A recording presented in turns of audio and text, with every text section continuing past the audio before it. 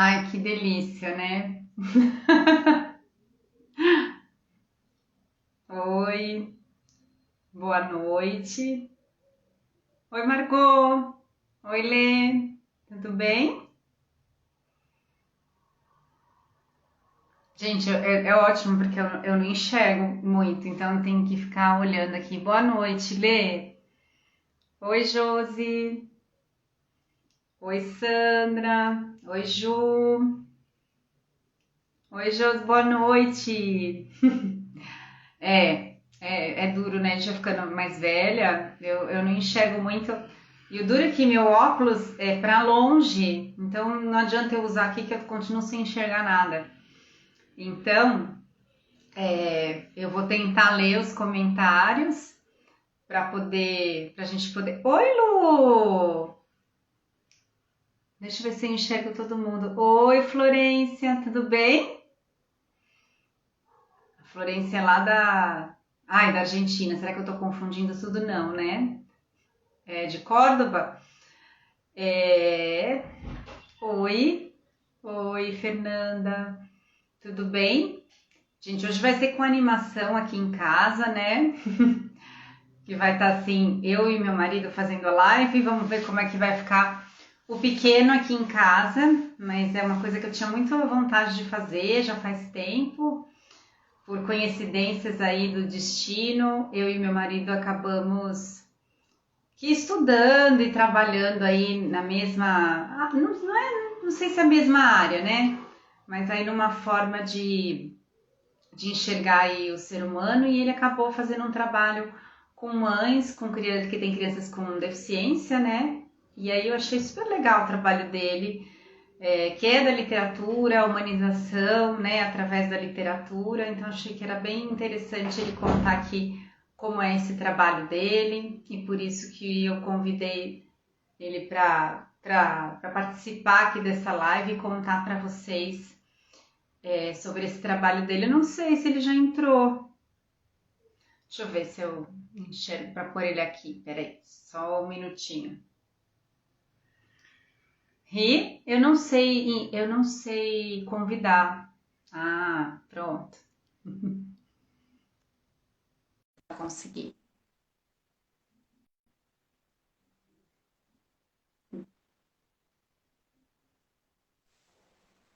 Deu certo. Oi. Peraí, tá. O que que eu faço agora? Pronto. Fala Oi. comigo. Como que eu te chamo? De Dani, Daniela, mulher, Vi. Para quem não sabe, Vi é o nosso apelido carinhoso há 20 anos já, que é minha vida, né? Então. Mas eu falei que não ia ter Ah, DR, não ia ter questões pessoais aqui. Dani, oi, amor. oi. Muito obrigado pelo convite. Ah, obrigada a você por ter aceitado o convite e contar aí para todo mundo. A gente conversa bastante, né? Passamos aí os dias trocando ideias, e aí eu pensei, nossa, ele me conta tanta coisa interessante, ele me mostra tantas coisas. Que, olha, eu tô há 20 anos trabalhando com crianças com deficiência, com as mães, né? E ele aí chegou faz tão pouco tempo e já me conta um monte de coisa que assim agrega muito, que me ajuda, que me ajudou a transformar a fisioterapia. Eu vou contar um pouquinho de tudo isso. Olha, mas você pode me chamar. De Dani, é mais informal, é melhor. É Quando melhor eu assim. desligar, a gente se resolve. Tá bom. Só porque você tá na melhor luz e com o melhor tripé, né? E eu tô segurando o celular na mão. Tudo bem, não tem problema, faz parte. Acha? Ai, eu tô achando que a minha luz é tão escura. Não, Eu tá acho bom. Vamos lá. que aí fica Tá melhor. ótimo, amor. Vamos Vamos lá. parar de ter esse bate-papo de marido e mulher, né? E vamos É, finalmente. Mas acho que aqui todo mundo conhece. Tá animada a live, né, Vi? Tá muito animada. Eu não sei os dois juntos, casal. Nossa, gente, pior que a física Casal aqui. Master, amor. Eu leio, eu leio. Casal Master. É a Lu, E nossa comadre e tua querida amiga. né? Nossa madrinha, né, de Nossa casamento. comadre, isso aí. Minha comadre, assim. Então vamos lá, vou aqui me apresentar. Para quem não me conhece, acho que todo mundo que está aqui me conhece, mas vou me apresentar. Eu sou a Daniela João, eu sou fisioterapeuta.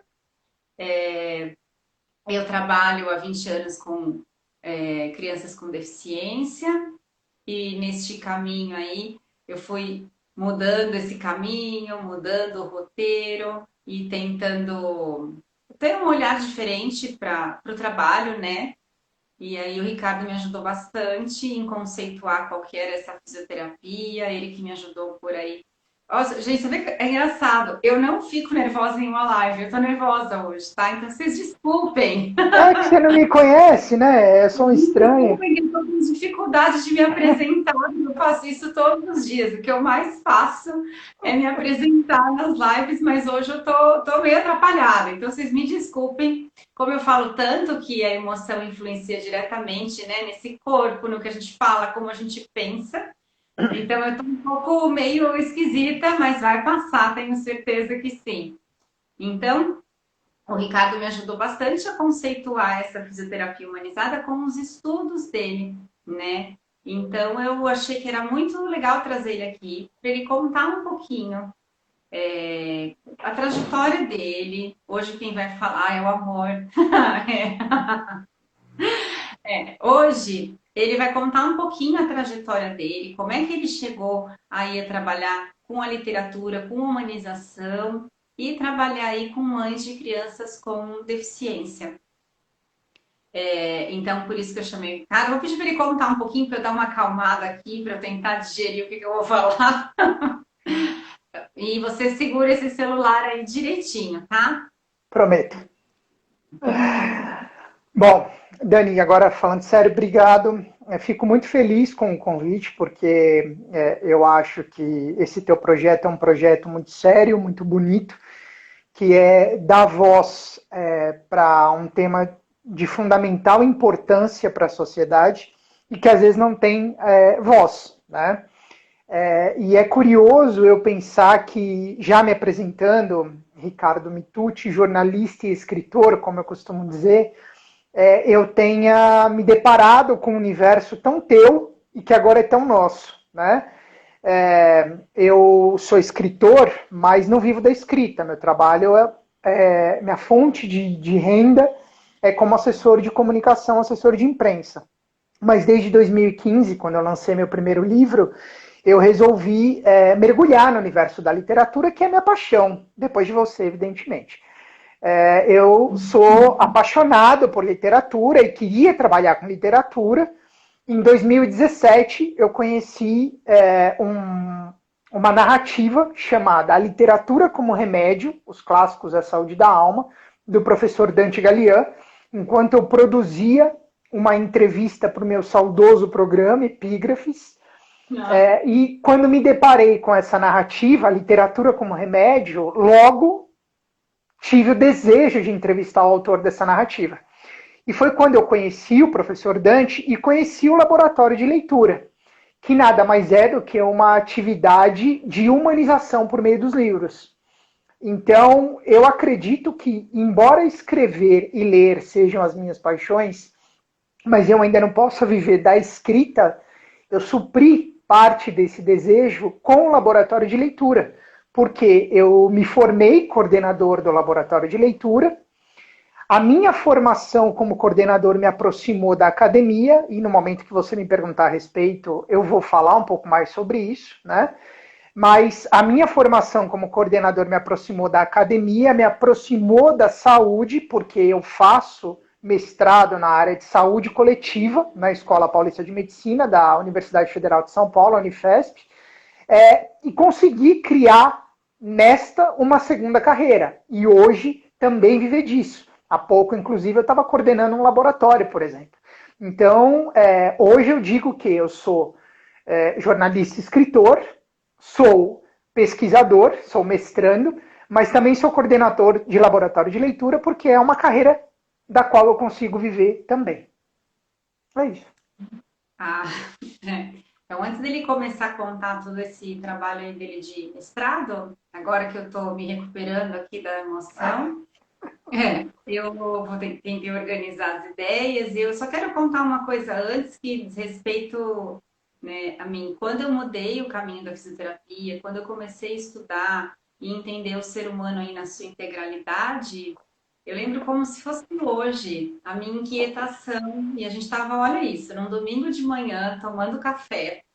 E eu dizia para o Ricardo assim: eu preciso pôr um nome no que eu faço, né? Eu tenho várias inspirações, então seria injusto colocar uma inspiração, né, ou duas, ou três, e tem também um pouco o meu, do que eu tenho também de experiência. E foi muito interessante porque eu comecei a contar para o Ricardo o que eu fazia com os meus pacientes, especificamente de um, do Vinícius. Eu nem sei se ele lembra disso. E eu comecei a contar a forma como eu olhava, como eu atendia e como eu pensava em tudo isso. E aí ele disse para mim assim: bom, então eu já sei o que você faz. É a fisioterapia humanizada. E aí ele começou a me ensinar o que é essa humanização, né? O que é ter esse olhar, porque às vezes eu acho que é importante a gente falar aqui, Ricardo, Pode me a chamar gente de Ria, amor, tudo bem. tá bom, tô tentando. A gente falar o que é humanização, né? Quando a gente fala humanização na medicina, ou humanizar através da literatura, eu acho que é importante a gente, e ele me ajudou muito e está me ajudando, e isso ainda vai caminhar por um bom tempo, de eu conseguir conceituar, né, a humanização, mas então eu queria primeiro contar que foi ele que deu o nome na fisioterapia humanizada, e te agradecer por isso, porque também me dá um trabalhão, porque eu tenho que ficar conceituando, né? Porque hoje a gente vê até depilação, né? Salão de cabeleireiro humanizado. Por um lado, eu penso assim, como é forte isso? O que está puxando as pessoas para isso, né? Por que a gente tem que humanizar tudo? Né? Talvez porque a gente tenha perdido um pouco dessa humanidade e o que é ser humano. Então, eu queria que o Ricardo contasse também um pouquinho o que, que é isso, né? De onde vem a humanização? É amplo, né? E depois você vai contar do seu, do seu projeto especificamente. Mas eu queria que você Uhum. falasse um pouco de humanização. Então, Dani, assim, eu não sou o responsável, evidentemente, por conceituar a humanização, nem mesmo o conceito de fisioterapia humanizada. Eu simplesmente me apropriei daquilo que eu vinha estudando, pesquisando no mestrado, na academia, e compreendi que o que você faz, da forma como você faz, essa sua criação nessa virada de chave de carreira que você fez, né, que foi até numa época em que eu também fiz a minha, comecei a fazer a minha, conversava muito com essa questão de humanização. E você falou uma coisa agora que eu acho que é a chave, para repetir a palavra, é a chave de tudo, que é por que talvez hoje tudo é humanizado? Academia humanizada, salão de beleza humanizada, a saúde humanizada. A saúde já é humanizada há bastante tempo quando a gente fala de humanização do SUS, mas não vamos entrar nesse mérito. A questão é, estamos falando cada vez mais de humanização, muito provavelmente porque estamos vivendo tempos desumanizados, em que perdemos esse valor do humano.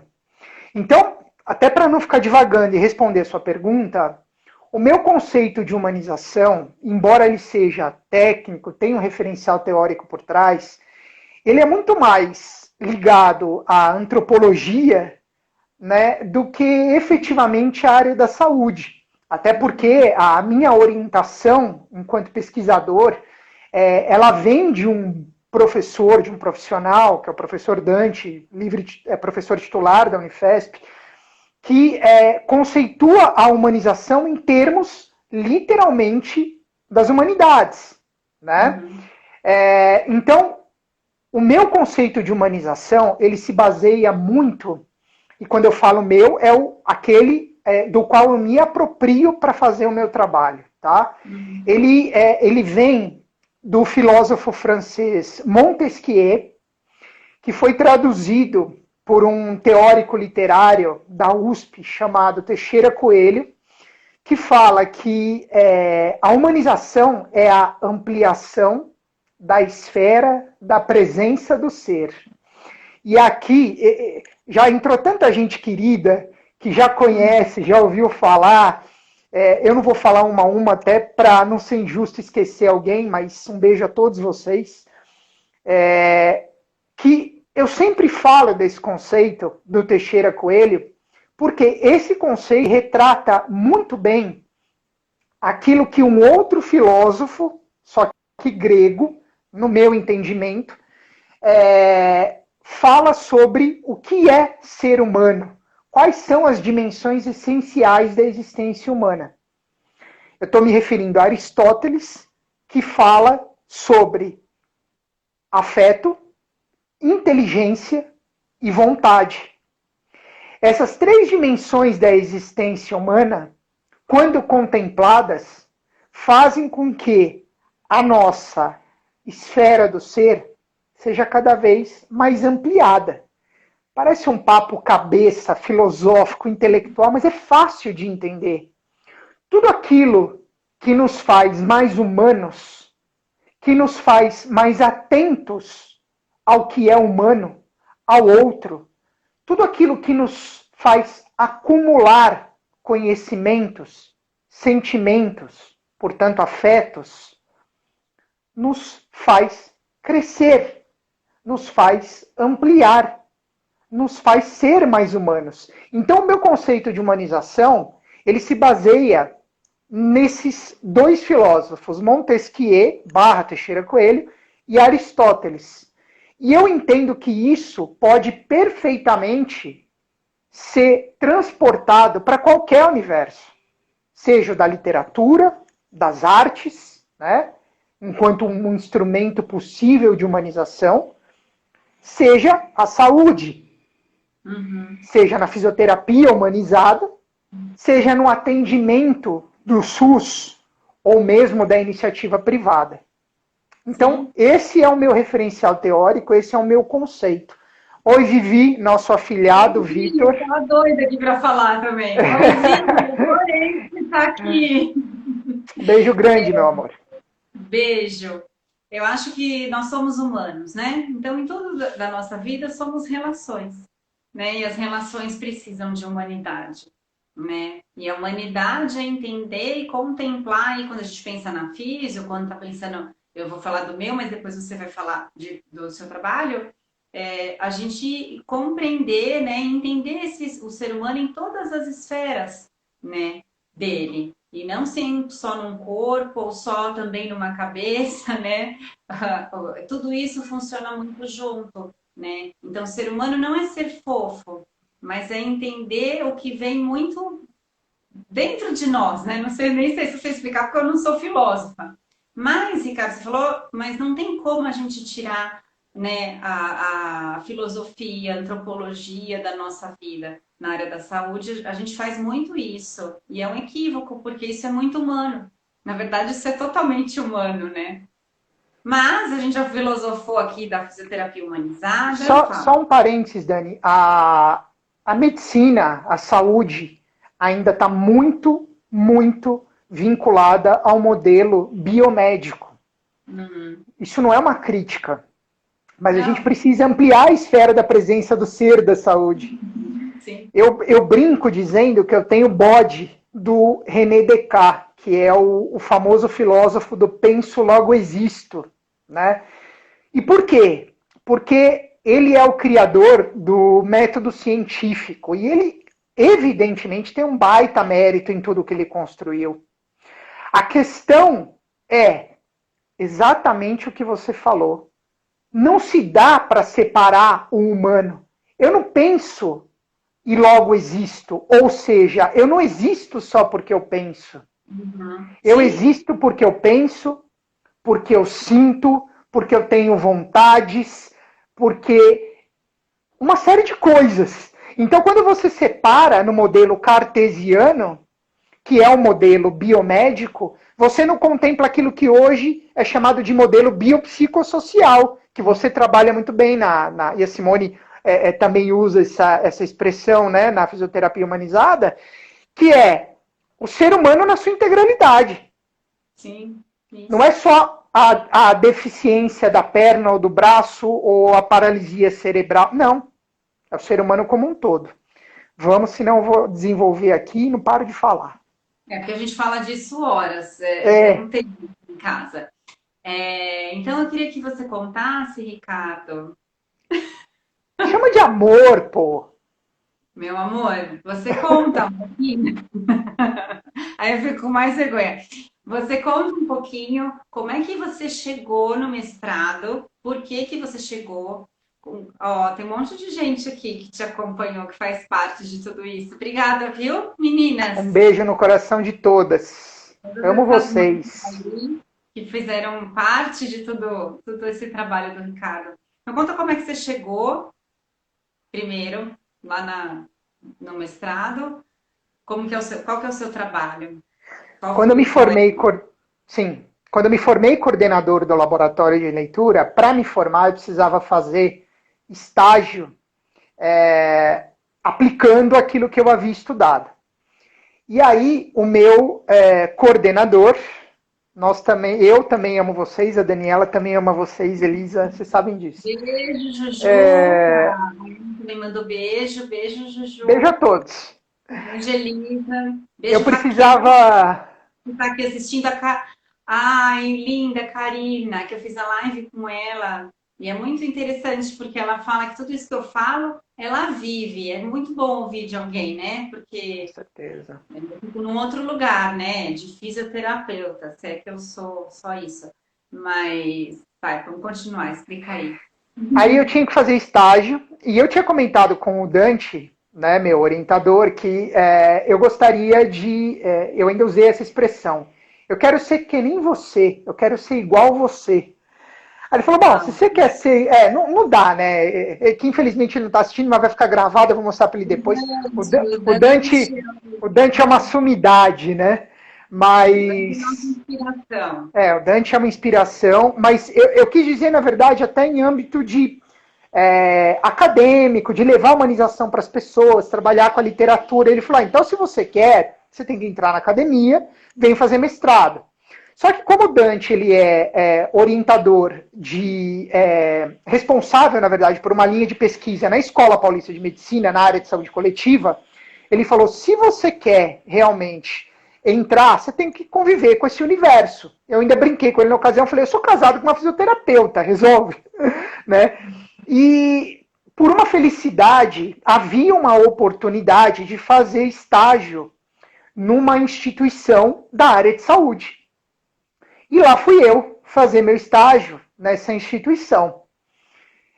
Eu fiz, foram 2 ciclos de laboratório, uma experiência assim fantástica. Essas pessoas, algumas delas que estão aqui, me fizeram chorar, repensar, me transformaram profundamente. E aí eu falei, bom, é isso.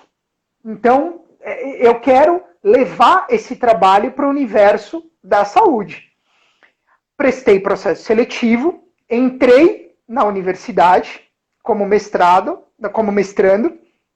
e aí sim, depois que eu tive o meu projeto de pesquisa aprovado no comitê de ética, tanto da universidade quanto da instituição, pude voltar para aplicar a pesquisa para aquele grupo de colaboradoras, né? Que na verdade nada mais era do que seguir com as atividades que nós já vínhamos fazendo.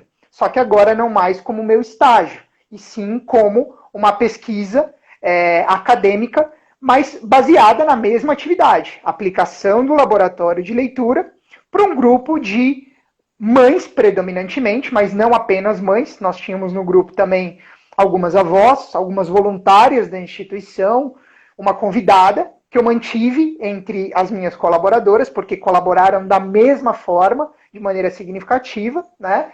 E aí sim, apliquei mais alguns ciclos de laboratório. Sim, choramos juntos, sempre. Apliquei mais alguns ciclos de laboratório e cheguei a um resultado, assim, muito bonito, que mostra de que maneira as reflexões suscitadas pela literatura, né, fizeram com que essas minhas colaboradoras refletissem sobre não só a questão da deficiência, que elas vivenciam diariamente, mas também sobre outros temas existenciais, que elas também vivenciam. Afinal de contas, elas mostraram para mim, né, literalmente, que antes de serem mães de pessoas com deficiência, elas são mulheres, portanto seres humanos, e são mães. Elas não são mães especiais, como algumas delas até disseram. Por quê? Justamente porque a gente não separa, a gente não qualifica, a gente não adjetiva. Ou melhor, não deveria separar, adjetivar ou qualificar, ainda que às vezes a gente faça. Então, foi justamente graças a elas que eu consegui desenvolver a minha pesquisa no âmbito da saúde, né? E se tudo der certo, se Deus quiser, no fim desse ano defendo o mestrado, justamente falando de que modo a literatura, no contexto do laboratório de leitura, de alguma maneira colaborou ou fomentou o processo de humanização desse grupo de colaboradoras. Então, Ri, para quem não conhece, conta um pouquinho o que a literatura faz para despertar, né, essa humanização. Como é que a literatura faz isso? E como é que a literatura provoca isso? A arte, enfim, mas no seu caso é a literatura, né? Sim. Eu sempre achei que a arte, e no caso específico a literatura, ela despertava algo que eu não sabia traduzir. Isso falando enquanto leitor. E você, melhor do que ninguém, sabe o quão voraz eu sou com as minhas leituras, né? Só que quando eu conheci o laboratório, eu compreendi que a literatura trabalhada num contexto como o do laboratório de leitura, ela pode suscitar um processo de humanização. Por quê?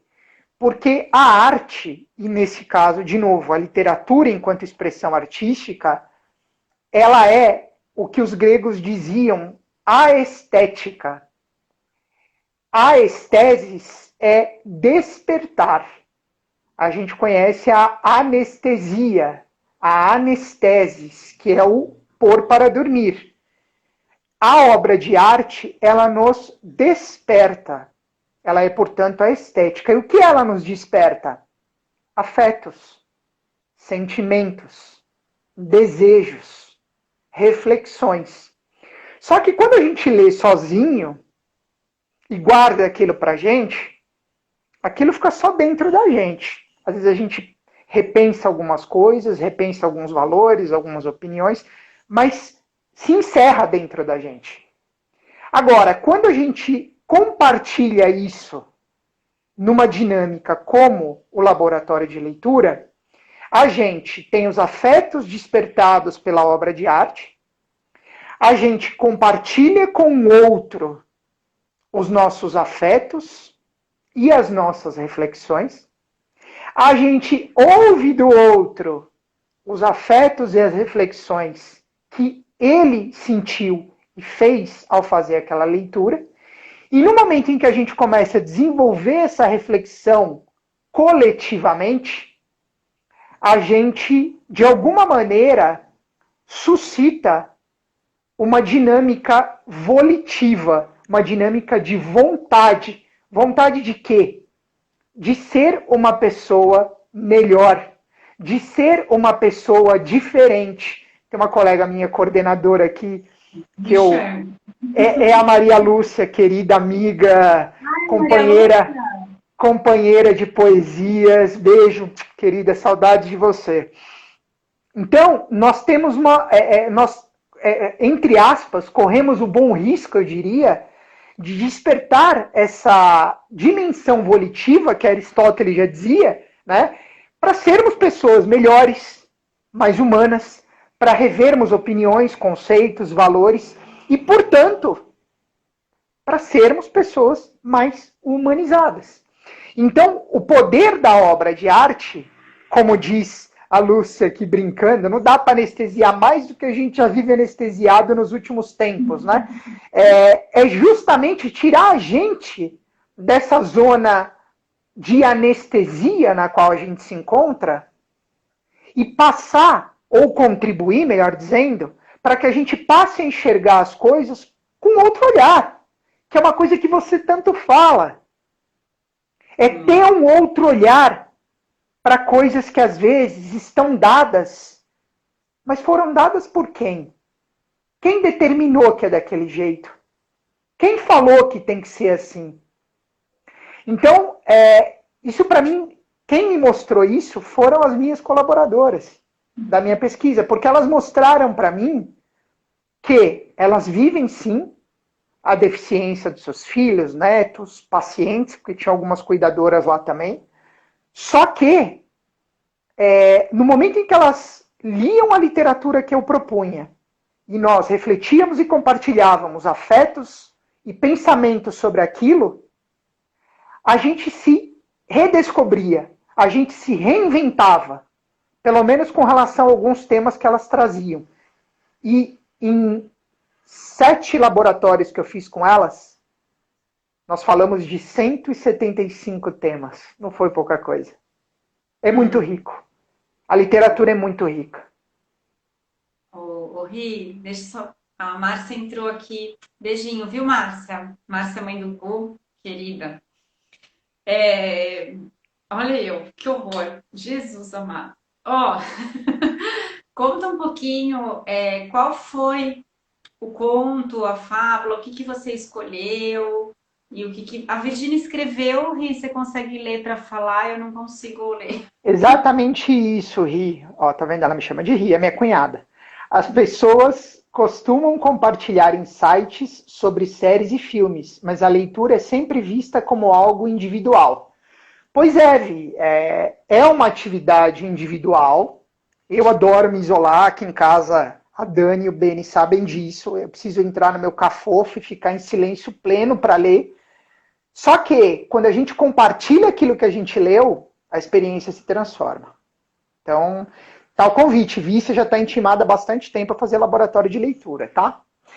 Respondendo a tua pergunta, Dani, nós trabalhamos em 7 ciclos, nós trabalhamos 5 narrativas. Foram 4 fábulas e 1 conto.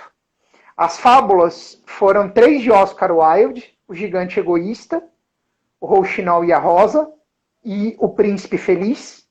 E o conto foi 3 perguntas de Lev Tolstói, que eu devo a você, que descobriu esse livro numa versão infantil para o Beni. E eu para falou... Leandra Dib, que... não sabia. Lê, obrigado, que eu vi que a Lê está aqui também. E eu lembro você falando, nossa, é do Tolstói. Aí meu olho já, pum, opa, peraí. E aí eu descobri essa narrativa e propus essa narrativa para o grupo. E perdão, houve 4 fábulas que eu falei, né?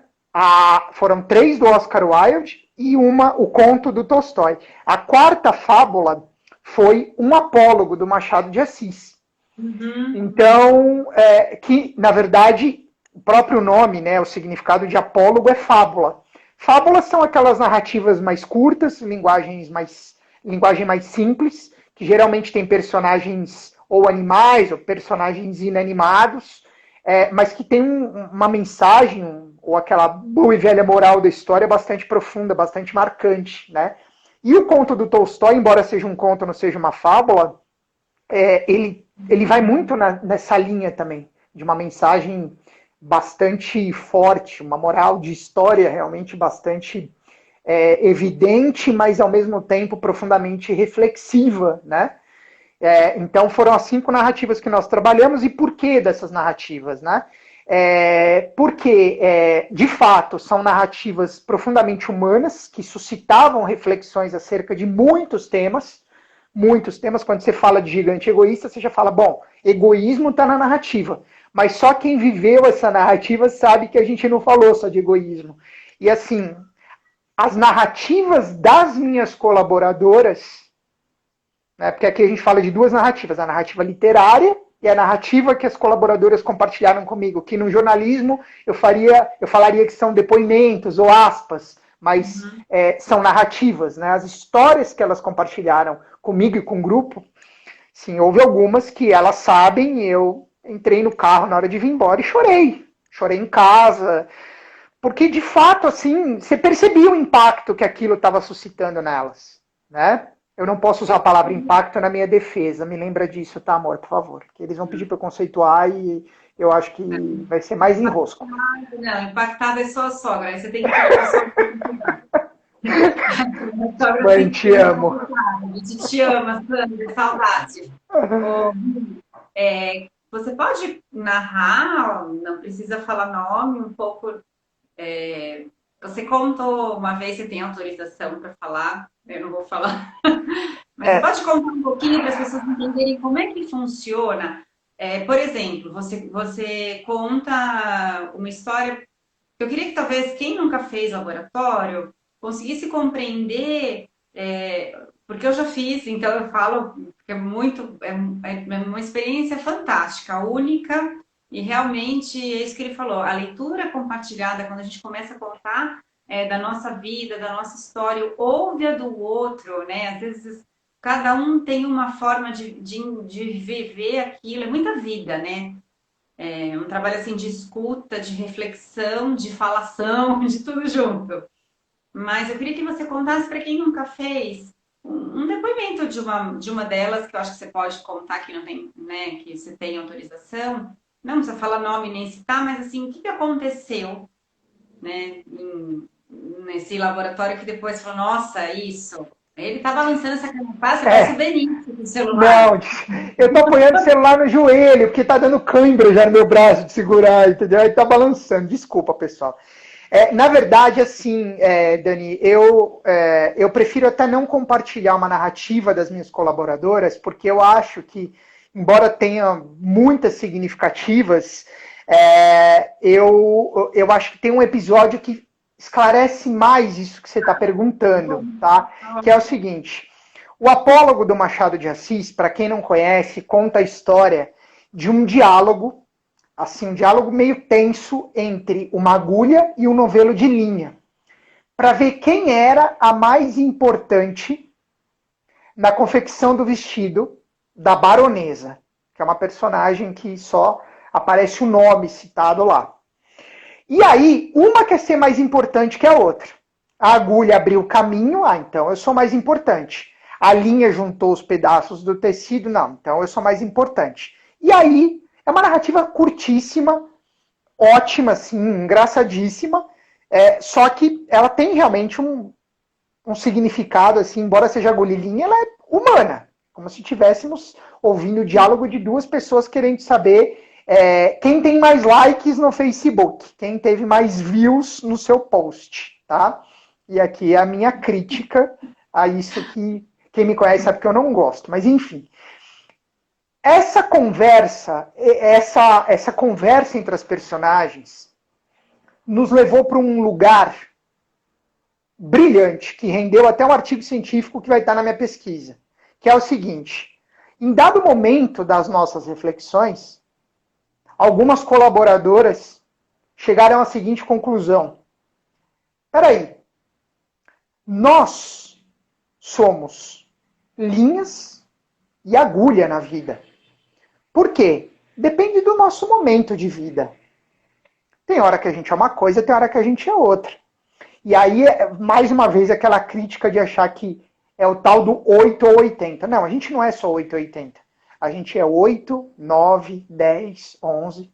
Hoje mesmo, eu e a Dani fomos várias coisas. E agora estamos aqui, né?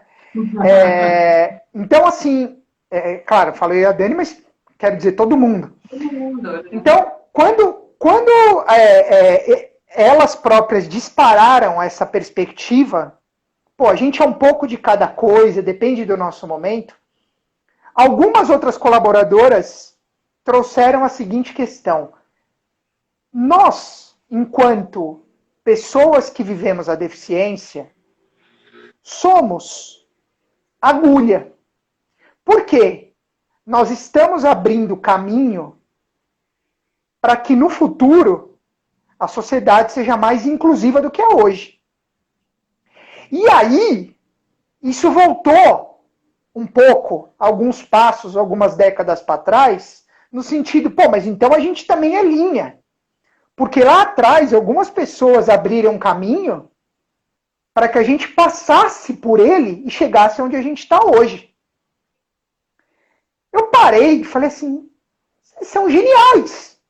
Porque eu não tinha parado para pensar nisso. Elas se apropriaram da narrativa de tal forma, aquela história falou tanto com elas, que elas trouxeram isso para a realidade delas. E aí, Dani, eu contei para elas uma história, que eu acho que eu comentei com você na ocasião, que essa linha de raciocínio, essa perspectiva delas é corretíssima.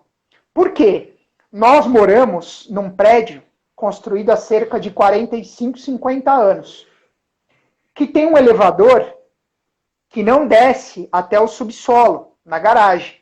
E tem uma escada que leva até onde está o elevador.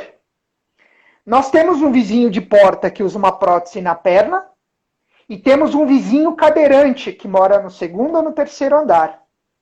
Portanto, essas duas pessoas têm muita dificuldade de acessar da garagem ao elevador. Ou seja, há 45, 50 anos, a questão da acessibilidade não era levada em consideração como é hoje. Sim. Porque hoje, quando você passa pela rua, pelas ruas da onde a gente mora, ou de qualquer bairro de São Paulo, a gente vê, pelo menos, sem exagero, 9 em cada 10 edifícios residenciais acessíveis para moradores que têm algum tipo de deficiência. Ou seja, as agulhas da década passada, ou das décadas passadas, abriram caminho para que hoje a gente tenha prédios mais acessíveis. E essas mães e avós e cuidadoras que estão trabalhando arduamente para fazer com que a sociedade seja mais inclusiva no futuro, também são agulhas. Ao mesmo tempo que elas foram linhas, elas estão sendo agulhas para as próximas gerações. Isso, para mim, deixa muito claro o poder aestético, afetivo e a apropriação que a gente faz da literatura nesse contexto do laboratório. E mostra como elas conseguiram, de alguma forma, ressignificar algo que para muita gente é dor. E para elas virou motivo de orgulho. Não preciso falar, você me conhece, né? Você, quem está aqui que me conhece bem, chorei pra caramba. Meu, genial, genial, é isso. Isso é o laboratório de leitura, isso é humanização em saúde. Nossa, fiquei sem fala. Vou achar uma fala. É porque eu achei esse trabalho incrível. A Karina comenta que tem muito a melhorar. A gente sem fala dúvida. aí, é que assim, a gente veio de um lugar muito ruim, né, Karina? Eu até comentei com a Karina, que outro dia eu vi um post que eu fiquei chocada, que eu também nem sabia disso. Há muitos anos atrás existia um catálogo mostrando as deficiências, mas era para expor mesmo assim, de uma forma bem pejorativa, como era cruel, né? Então, assim, muito caro, a gente tem muito que melhorar, né? Tanto a acessibilidade como a forma de enxergar a deficiência. Até uma coisa que o Ricardo falou, porque eu converso bastante com deficiente, eu trago para cá deficiente, quase não trago as mães, vou começar a trazer um pouquinho, porque eu acho que eu tenho que dar voz para as pessoas, né, com deficiência. Mas o que a gente falou precisa mudar essa mentalidade. Mas eu entendi que agora, quando você conversou com essas mães, e por isso que eu queria te perguntar, era isso que eu ia te perguntar antes, sobre a gente também ouvir essas mães, né? Como elas vivem, ou elas poderem falar sobre isso, não só de uma forma como mãe da criança deficiente ou mãe especial. Como foi para chegar a essa conclusão de que, olha, eu acho que todo mundo é especial. Como é que a gente tira isso das mães, pessoas com deficiência, né, do anjinho? Eu já também vi um post de um moço falando, ai, todo deficiente é anjinho, né? Ou toda mãe de criança especial é especial porque tem uma criança especial. Não tem nada. Eu acho que também a gente também ficou num lugar meio cri-cri de tudo. E é difícil falar de tudo isso. E como é que você falou tudo isso com essas mães? Você falou isso da mãe especial aqui. Então, deixa eu só fazer um pedido para, principalmente para a família. Vão tirando umas prints da nossa conversa, que se eu fizer isso eu vou sair da live, para depois mandar para a gente divulgar e compartilhar, tá? Por favor, pessoal. Ele que faz as prints. Ah, eu faço as prints quando a live é só da Dani, agora a Dani comigo, aí eu não posso fazer print. E como eu sou da área de comunicação, tem que cuidar da nossa divulgação, né? Mas voltando, é interessante isso, Dani, porque as próprias mães, e eu falei isso um pouco agora no começo da nossa conversa, as próprias mães, ou parte delas, eu não gosto de generalizar, até porque não foi uma unanimidade, mas elas falaram: a gente não é mãe especial. Eu não quero esse rótulo de mãe guerreira. Ai, como você é forte. Ai, porque eu não estaria aguentando. Eu estou reproduzindo o que elas compartilharam comigo, tá? Simplesmente por aquilo que eu falei no início. Elas são mães. E ponto.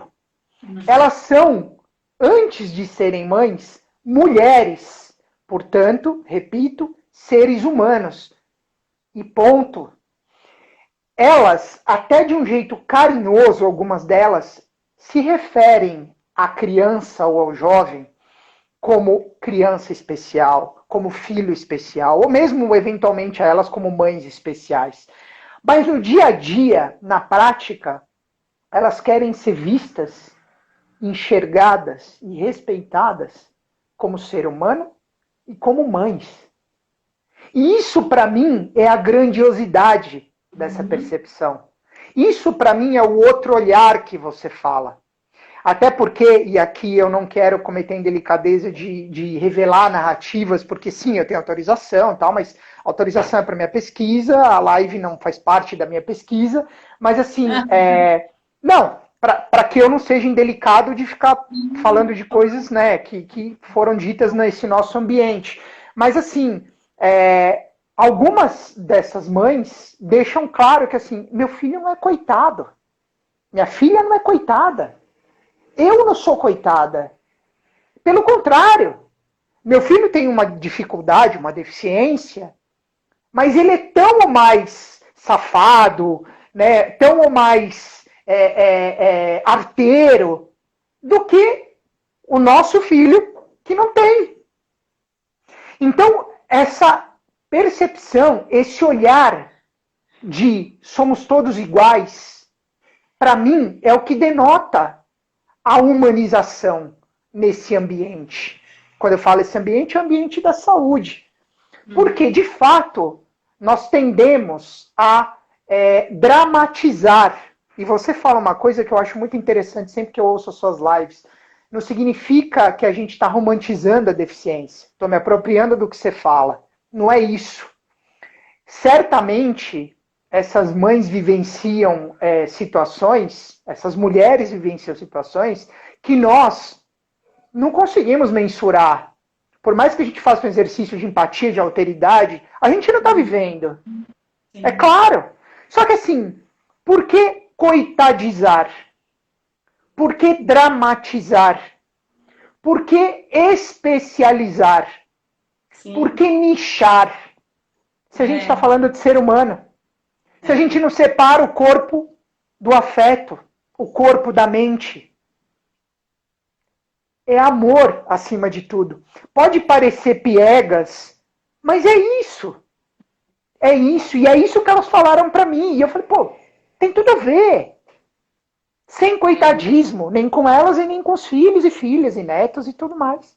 Entendeu? É quase um pedido de socorro, assim, para a sociedade, né? A gente percebe ali que a gente está vivendo um momento super bacana, contando desse filho, elas vão para fora com a cadeira de rodas. Pronto, acabou. Ou elas não são vistas, ou elas não são vistas, ou elas são vistas como coitadas. Elas não são vistas como elas devem ser vistas, como seres humanos. Entendeu? Você falou, todo mundo é igual, porque todo mundo é humano, tá? Mas todo mundo é diferente.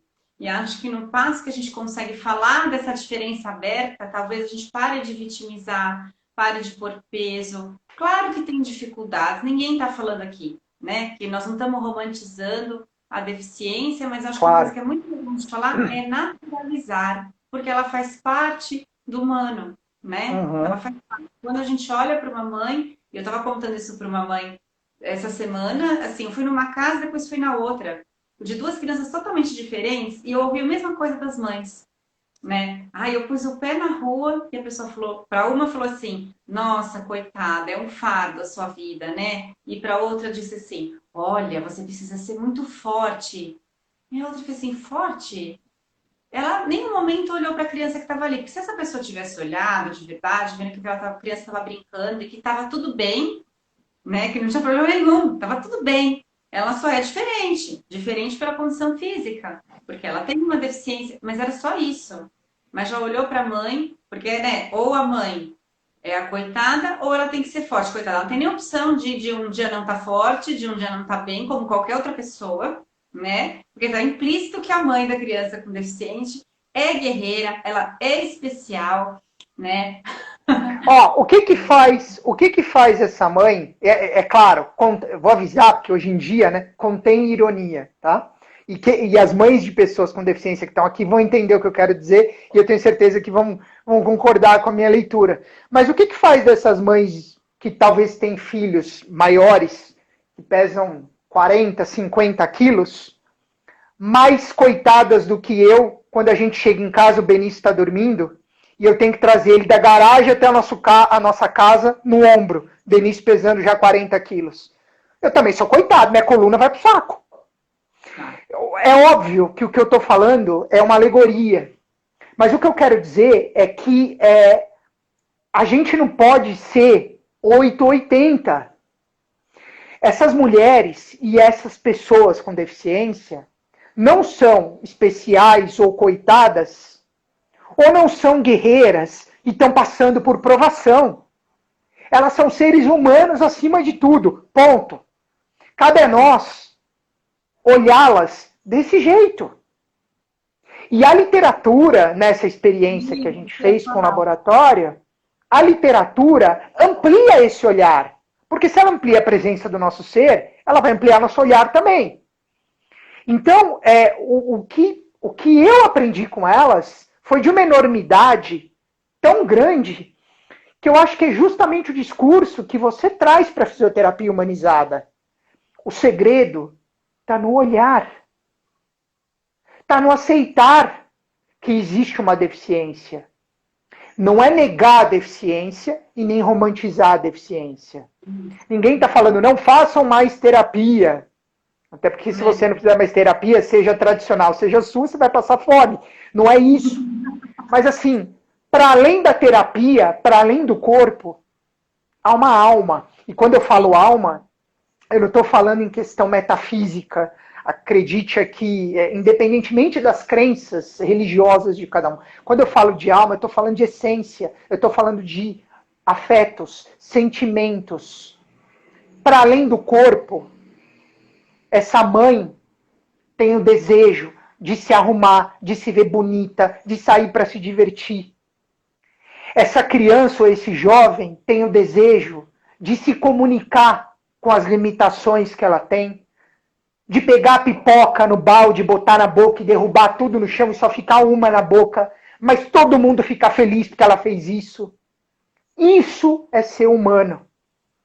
Só que, infelizmente, a gente está tão desumanizado, voltando lá para o princípio da tua pergunta, da primeira pergunta, que a gente não valoriza nada disso. A gente não enxerga nada disso. E é por isso que eu faço esse trabalho, para de alguma forma me despertar em primeiro lugar e colaborar para que as pessoas também despertem para isso. Entendeu?